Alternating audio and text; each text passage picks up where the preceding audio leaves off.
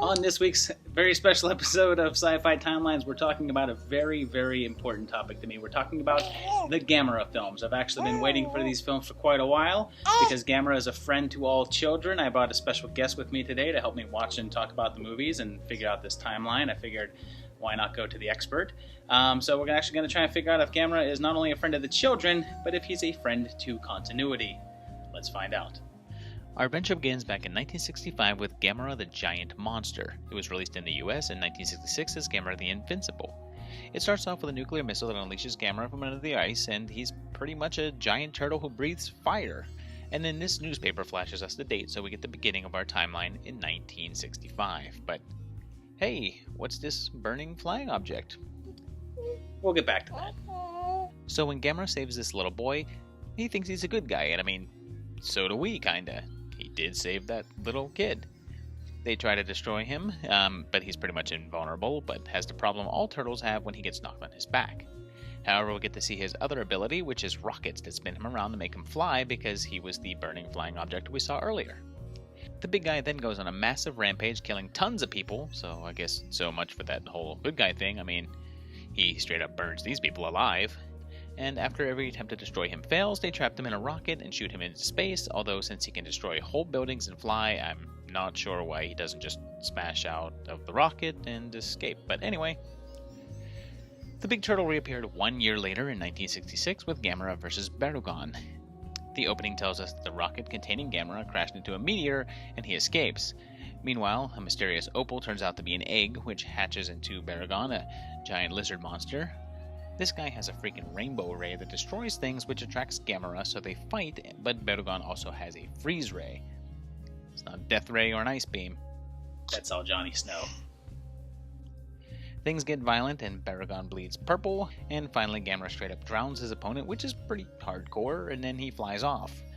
So since the newspaper in the last movie said that it was September 1965, and this is 6 months later, or half a year, we now know that this one is set in 1966. So, a mere year later in 1967, we get our most infamous Gamera opponent with Gamera vs. Gyos. A series of volcanic eruptions attracts Gamera, and pretty soon there's a bright green light shooting out, which turns out to be Gyos, who we first see as he eats a dude. He's pretty much a giant bird with a green laser that can cut Gamera right up. Gamera saves a little kid and appears to have made a full switch to good guy here. After a few fights, including a sky battle, we discover that sunlight turns Gyos' head red, and then Gamera bites off the big bird's toes. No biggie, he just grows them back, but accidentally knocks a rock on it while it's still tender. I can watch this over and over and over again. Look at his face. Look at his face. Look at it. It comes down to a final battle with Gamera chewing a chunk of Gyos' wing because this is definitely bloodier than a typical Godzilla flick. Finally, our favorite flying turtle just drags his opponent back into the volcano, where it dies, and then he just flies off. Again, the date is never said, but it's not set right after the last one, so assume that it's in the year of release, 1967. Another year goes by, and in 1968, Gamera gets a new villain in Gamera vs. Virus, which is released in the US as Destroy All Planets.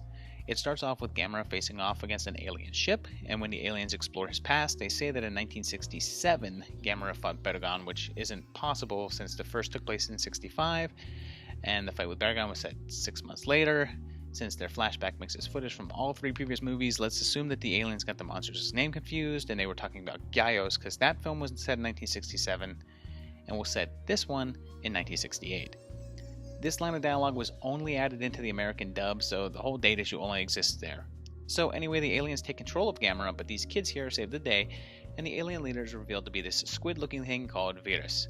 It kills his team and absorbs them to become giant-sized. A giant fight ensues, with Gamera being savagely impaled, but the big old turtle flies Virus into the atmosphere, where he then freezes to death. So we're on a trend of a movie a year. In 1969, we get Gamera vs. Guiron, also known as Attack of the Monsters. We start off with a couple of little kids finding a UFO and taking it into space, where they land on another planet and meet a space Gyos, and a new knife-headed monster. These aliens say that his name is Guiron, and he's their watchdog, and he slices off Gyos' leg and then chops him up into bloody pieces, because this is a kids' movie. And then things get weird when they shave off one of the kid's head in order to cut into his brain, but Gamera intervenes and fights Guiron, and at one point doing some top-notch gymnastics with a 10-point dismount. In a final battle, Gamera blows Guiron up, killing him, and then he returns the children to Earth. Again, no date is given, so we're going with the release date, and this is set in 1969. The train kept rolling. In 1970, we get Gamera vs. Jagger, released over here as Gamera vs. Monster X. It starts off with Expo 70, a huge scientific expo, and gives us a date for this entry in 1970. When a cursed statue is moved, Jagger here wakes up and immediately fights Gamera, but the big guy gets trapped on his back. More fighting leads to two children taking a fantastic voyage into Gamera, where they fight a mini Jagger. Finally, our hero uses the idol, which makes a sound that Jagger hates, to weaken it, and then just jams it into his head, killing him. And I just love the look on this little girl's face as she watches a giant monster being murdered. At which point she then just jumps and cheers. Yay for the death of a unique species. Another year goes by, and in 1971, things get even sillier with Gamera vs. Zigra. We kick off at SeaWorld, and some marine biologists witness a UFO landing and get kidnapped by the aliens, and there's, I guess, some sort of anti-pollution message going on here. Gamera helps the family escape, and this hermit says it is 1971, so we're in real time, although if you watch the English dub, he says it's 1985, because that's when it was released statewide. After an underwater battle where Gamera's fire works a little too well, Gamera unleashes its true form, which is a sort of a robo-shark that grows much bigger, which he claims is because of the Earth's water pressure is greater than that of its homeworld, which makes total and perfect sense. Everything leads up to the final fight, in which Gamera plays Zigra like a xylophone and dances, and then burns him alive while more children celebrate. Things went quiet for 9 years, and it wasn't until 1980 that a sort of new entry was released with Gamera Super Monster.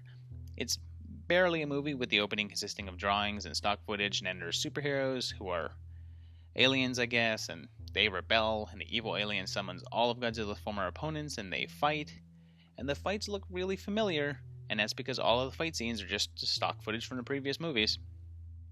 First it's Gyos, then Zigra, Virus, then takes a break to fight a cartoon, then Jagger, Guiron, and finally Baragon, and he defeats them all in the exact same manner that he did before. Finally, Gamera rams the spaceship, destroying it and killing himself in the process, and it never gives the date, so we're going to go ahead with the release date of 1980. Gamera went away for 15 years and didn't resurface until 1995 with Gamera Guardian of the Universe. It kicks off with a mysterious island and newspapers to give us the year of 1995, the year of release. When a giant bird appears, it looks like we have a return of Gyos, and it turns out that there's actually 3 of them. And then when this tablet is destroyed, it turns out that the island is Gamera, and he awakens and attacks the Gyos, killing one and showing off his improved flight ability. Uji, we're leaving! I said we're leaving! Be a good boy now! Uji, leave that alone! Oh, take it easy, kid. Relax. Translated, the tablet reveals the monster's name, and this rune bonds Gamera to this teenage girl. Another fight leads to blowing up another Gyos, and Gamera saves these people, establishing him as a solid good guy. The last big bird gets much bigger, and there's a huge final face-off in the city that ends with Gamera blowing Gyos' head off with a finishing move, and then he safely returns to the sea. 1 year later saw the arrival of Gamera 2, Attack of Legion. It starts with a meteor crashing to Earth and the appearance of some insect-like things. When the bumbling cop from the first film shows up, they say that he was a cop a few years ago, setting us a few years since Gyos. This flower thing shows up, and a bunch more insects, and finally Gamera arrives, and he's upgraded and looks awesome and destroys the flower, but the insect things injure him. Another flower and a new giant monster, now called Legion, and the flower explodes, injuring Gamera, which is sad, but the newspaper reporting gives us a date of 1997 in January, 2 years after the last one, so I'm happy at least. The power of children revive Gamera, but Asagi sacrifices her link to the big guy. This leads to a final battle in which Gamera uses a new ability and chest blasts Legion into nothing and then flies off victorious. 1999 saw the release of Gamera 3, The Revenge of Iris, which kicks off by telling us it's 1999, 2 years after the events of the last film, and then we meet a familiar face and a familiar looking corpse. Then we get further dating by showing that it's August 22nd, 1999, and this underwater camera and a graveyard of Gameras. We flash back to 1995, reconfirming that date for me, and this girl's family gets kaiju'd. Then this guy says it's been 3 years since the Legion attack, which doesn't totally line up, so let's assume that since Legion was in January, and this is now August, and it's been like 2.5 years, that this guy's just rounding up. This kid awakens an ancient monster, and the bumbler cop shows up again, and then Gamera fights a few Gaios, and since his psychic bond, the Sagi, is broken, he's now a little less careful about saving human lives. When the monster gets bigger, it's named Iris. I mean, it's cute, right? I mean, that guy's kind of cute, right? Well, it changes into this, and it still looks pretty nice, but then it kills a bunch of people, so much for that. And then pretty soon it's huge and killing more, so we're calling Iris the villain here. So when it heads towards civilization, Gamera takes off and faces off against it. Our turtle gets pretty lumped up, but then he fights back, but loses his arm in the process. But then finally destroys Iris in a blaze of glory. Finally, hordes of Gaios birds are headed to Japan, and a wounded Gamera prepares to face them in a final stand cliffhanger. So we'll never know what happened next because Gamera went away until 2006 when he was rebooted in Gamera the Brave. It starts off with Gamera fighting several Gaios in 1973. He looks kind of old and battered and sacrifices himself to destroy his opponents. And it then cuts to 2006 and this little boy finds an egg and this little baby turtle hatches from it. It's an odd little guy and it flies and then grows up really quickly and it seems a lot more family friendly. Okay. When a giant monster named Zeta shows up, it eats a bunch of people, including women and little kids. Maybe not for kids. And then the new Gamera, now even bigger, fights it. Oh, but he's really cute. Look how cute he is. Look how cute he is. But he's no match for the gigantic dinosaur thing.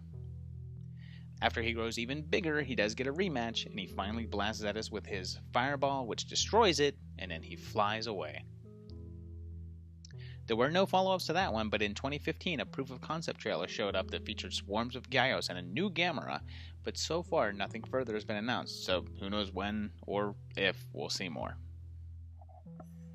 So there you have it, 12 movies that actually tie together pretty well in terms of continuity, with the exception of the classic series, maybe the differences between the Japanese versions and the English versions, and of course Gamera going from being a bad guy to a good guy with literally no explanation whatsoever.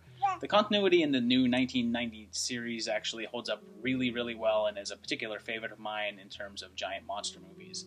So I really, really enjoy those, and you should check those out. Even if you've never seen Gamera movies, you should definitely at least look at those three. They're fantastic films. Well, that's about it. I hope you enjoyed this week's video. I know I did. Of course, it was a topic that I love a lot, and we'll be back in another couple of weeks for more great videos. Please like this one. Subscribe if you haven't already. You can share it on social media also. Please also do the Instagram and Facebook thing, which a lot of people do. And tell me what you think and what you want to see in the next video down below in the comments. And in the meantime, I have to figure out whose baby this is. So I'll see you in a couple of weeks. Bye-bye.